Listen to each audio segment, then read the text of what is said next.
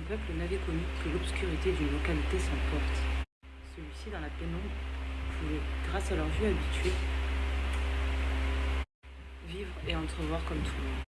Vivre et entrevoir comme tout le monde. Ce conditionnement n'était pas une prison pour eux, car ils n'avaient jamais entrevu l'idée d'autres théories vitales. Un jour, un homme remonta le volet à mallette de la seule fenêtre de la pièce. Ébloui par le peu d'éclairage, ce peuple remit en cause toute leur existence. Mais qu'y a-t-il de l'autre côté de la pièce? Et est-ce la main de Dieu que l'on perçoit? L'éclairage brûle-t-il? Sommes-nous les choisis importants? Y aurait-il une invasion d'extraterrestres? Bref, que des questionnements qui rendirent le groupe de plus en plus fou. Le groupe courait dans tous les sens, inventant les pires blasphèmes, les pires supercheries. Certains, n'ayant pas l'habitude, tombèrent carrément éblouis.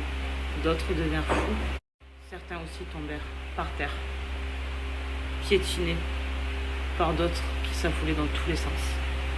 Seuls les gens patients restèrent calmes et purent voir la vraie lumière du rideau totalement levé. Enfin, la fameuse main, qui suscita tant d'interrogations, prit son chiffon, essuya un dernier coup la vitre et partit.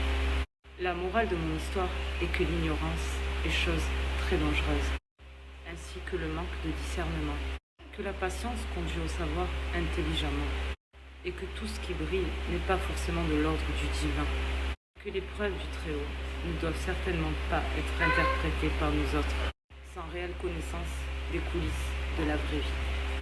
Sans réelle connaissance des coulisses de la vraie vie. L'être humain ne peut nommer ce qu'il connaît. Et que la patience mène donc au discernement.